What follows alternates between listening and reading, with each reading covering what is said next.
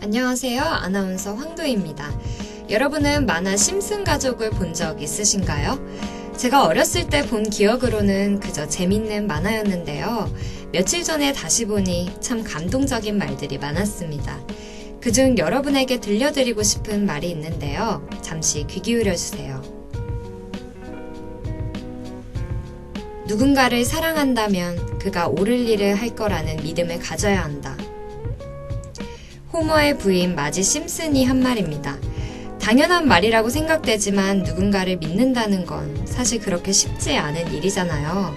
세상에 믿을 수 없는 사람이 아무리 많더라도 그럼에도 누군가 한 사람 믿을 수 있는 사람이 있다면 그것만큼 든든한 일이 있을까요? 누군가를 그렇게 믿는다면, 사랑한다면 그 상대는 연인이 될 수도 있지만 우리가 태어나면서부터 지금까지 우리를 사랑해주는 혹은 우리가 사랑하고 사랑할 가족이 있는데요.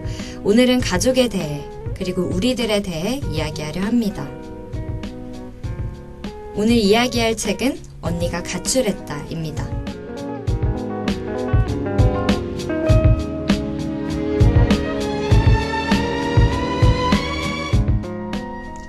책 읽는 시간 6시.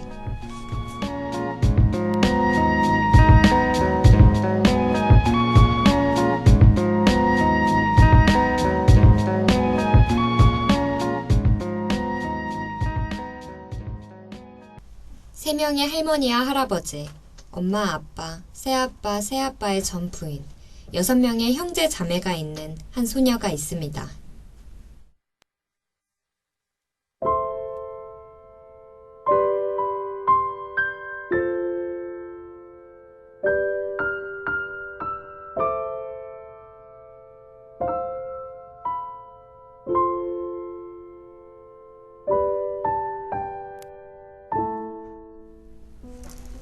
한 소녀가 있습니다. 엄마와 아빠가 결혼해 친언니와 소녀가 태어났고 두 분이 헤어져 각각 재혼을 하며 4명의 동생이 더 생긴 13살 소녀의 이름은 에리카입니다. 대가족이라고 하면 대가족이지만 아무도 그렇게 부르진 않죠. 에리카는 부모님이 이혼하며 친할머니 집에서 2년 동안 산 후 재혼한 엄마와 함께 살고 있습니다. 에리카와 그녀의 언니는 복잡한 가정 환경에서 많은 스트레스를 받는데요. 엄마 또한 복잡한 생활들로 인한 스트레스로 두 딸들에게 늘 신경질적입니다. 엄마는 언니와 에리카가 자신에게 순종적이길 바라지만 사춘기에 접어든 언니는 엄마와 자주 갈등을 가지는데요. 한 번은 그런 적이 있습니다. 언니가 기니피그를 선물로 받아 집으로 데려왔는데 잠시 방을 비운 사이 이복 동생이 죽이고 만 것입니다. 언니는 몹시 화를 냈고 동생의 한쪽 팔을 잡아당기며 외쳤습니다. 죽여버릴 거야! 동생은 엉엉 울고 엄마는 애를 놔주라고 말했죠. 언니가 계속해서 화를 내자 엄마는 언니의 따귀를 때렸습니다. 그럼에도 언니는 엄마에게 반항했고 엄마는 언니의 머리채를 낚아 침대로 밀어버렸습니다. 침대에는 죽은 기니피그가 있었고 언니는 그 위에 누워 있었습니다.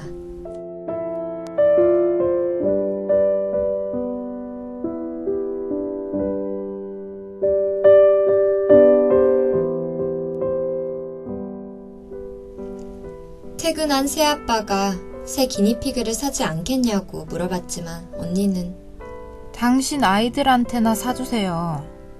라며 쏘아붙였죠.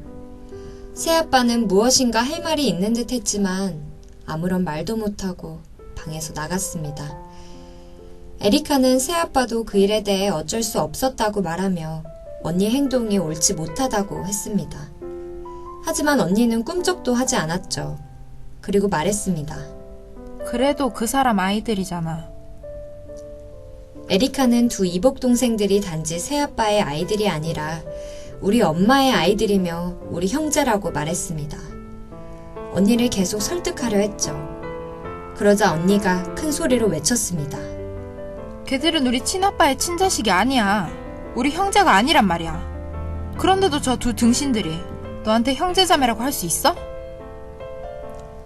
에리카는 고개를 저으며 더 이상 아무 말도 하지 않았습니다. 아니, 할 수 없었습니다. 애지중지하던 애완동물을 죽인 사람을 좋아하라고 하는 건 언니에게 힘든 일이라는 걸 알기 때문이죠. 에리카는 그런 언니 때문에 마음이 아팠습니다.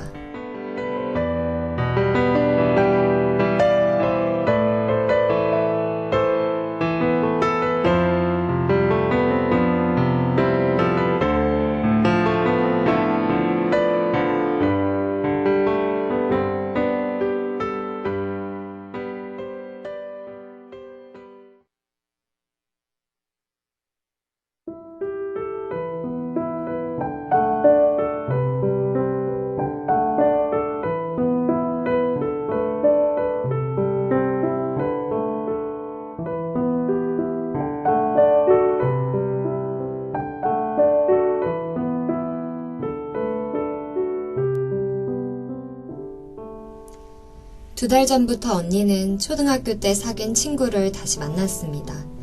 함께 어딜 갔는지 에리카에게 말해주곤 했죠. 그쯤 학교에서 연극을 보러 간다고 한 언니가 밤 10시가 넘어도 돌아오지 않는 일이 생겼습니다.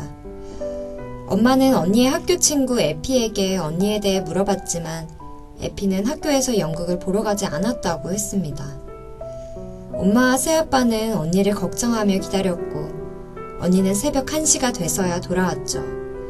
그리고 엄마에게 공연이 얼마나 좋았는지, 오늘 에피 아빠가 어떤 저녁을 사줬는지 계속 거짓말을 했습니다. 엄마는 그런 언니를 잠자코 보고 있었고, 에리카는 언니에게 엄마가 에피와 통화했다고 외쳤습니다.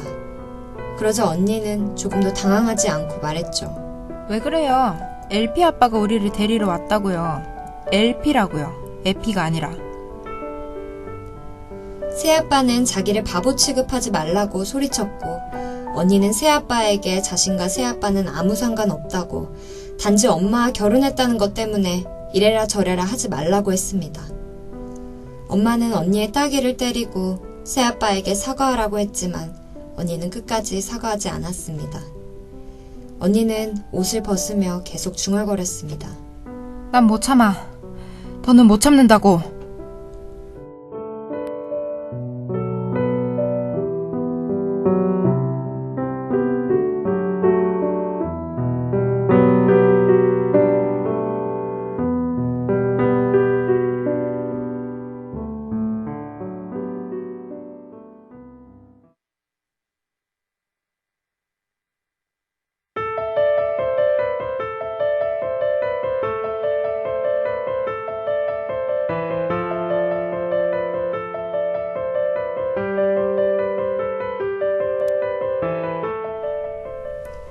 점점 더 언니는 엄마에게 반항했고 엄마는 따귀를 때리면서까지 두 소녀를 강하게 억압했습니다.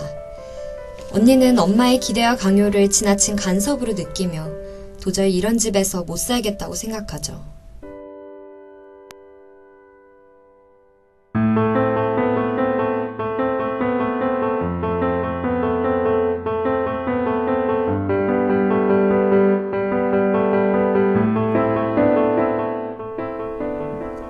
엄마는 언니에게 많은 집안일을 시키고 학교를 제외하곤 집에만 있게 했습니다. 에리카는 그런 언니가 안타까웠고 언니는 에리카에게 부탁해 일주일 동안 학교를 빠지기도 했습니다. 옳지 않은 일이라고 생각했지만 결국 언니의 부탁들을 들어줬는데요. 그러다 가출을 도와달라는 부탁까지 받게 됩니다. 에리카는 언니의 말을 받아들일 순 없었지만 여기서 사느니 차라리 죽는 게 낫다며 도와주지 않으면 죽어버릴 거라는 언니의 말에 결국 언니의 가출을 도와주게 됩니다.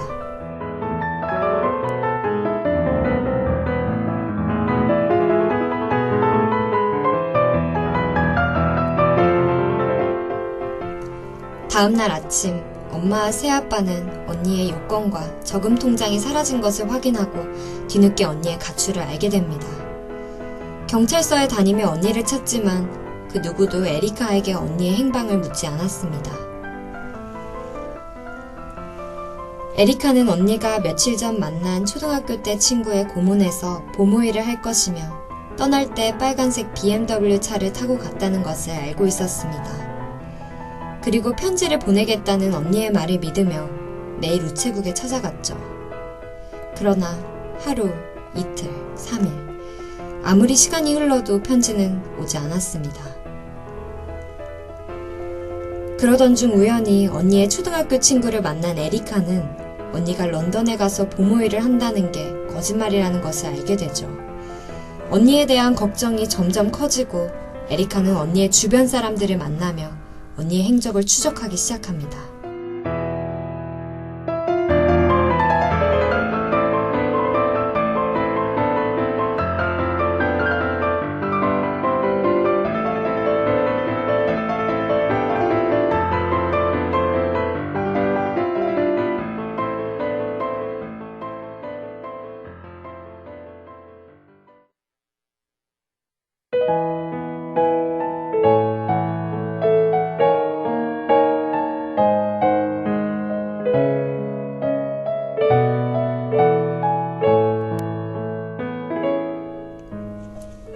에리카는 많은 어려움을 겪으며 언니를 찾기 위해 노력했습니다.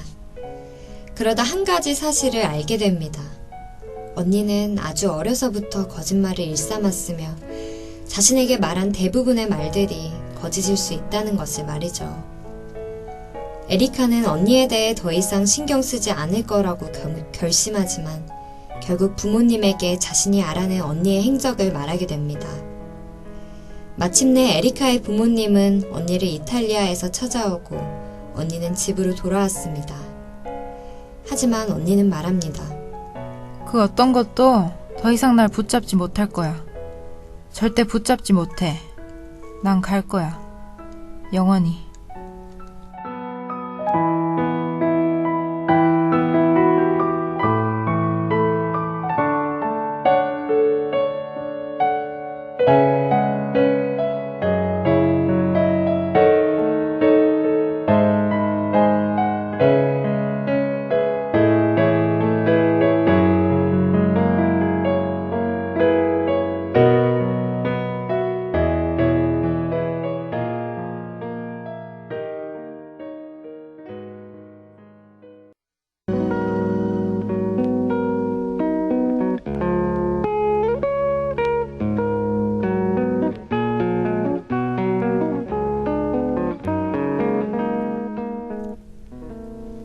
부모님의 이혼과 재혼, 절대 쉽지 않은 일인데요.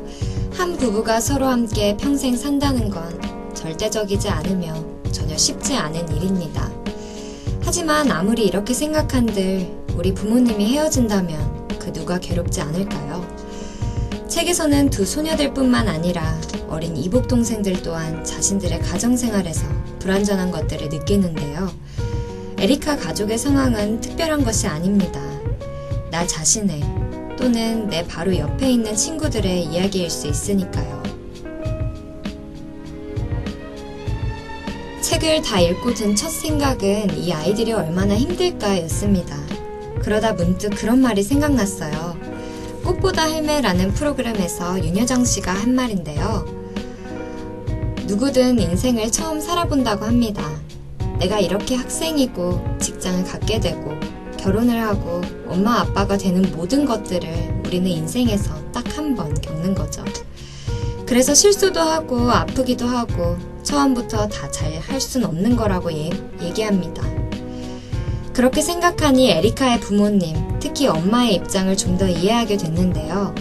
엄마가 두 소녀에 대해 지나치게 강압적으로 대한 것은 어쩌면 자신에게 부족하다고 느끼고 후회하는 것들을 두 소녀가 느끼지 않게 이번에는 최대한 잘 해보고자 하는 생각에 있지 않을까요? 처음 사는 인생에 처음 보내는 오늘을 다들 사랑하고 믿으며 행복하게 보내시길 바랍니다. 그럼 이만 인사드리겠습니다.